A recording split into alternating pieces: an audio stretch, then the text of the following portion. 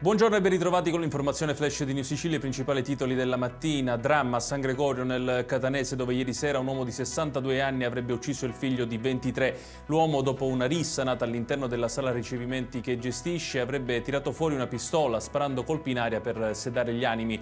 Il figlio, nel tentativo di fermare il padre, è rimasto vittima di un colpo partito per sbaglio. Sulla vicenda indagano i carabinieri.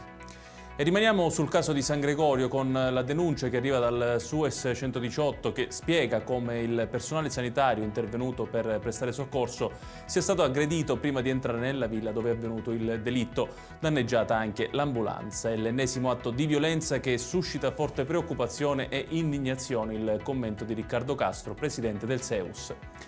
Avrebbe gestito i soldi della famiglia mafiosa di Campobello di Mazara, garantendo a Matteo Messina Denaro il sostentamento economico durante la sua latitanza. Sono le accuse che la DDA di Palermo contesta all'avvocato Antonio Messina, finito agli arresti domiciliari con l'accusa di associazione mafiosa.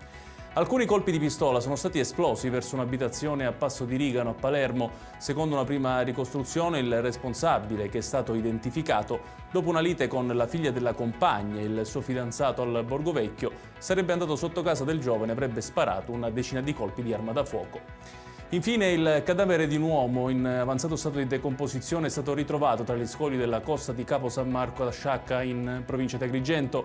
A segnalarne la presenza un canoista che stava percorrendo il tratto di mare. L'ipotesi più accreditata al momento è che si tratti di un migrante annegato. Ed è tutto per questa edizione. Tutti i dettagli su queste notizie li trovate come sempre sul nostro sito www.newsicilia.it. Grazie per averci seguito e buon proseguimento di giornata.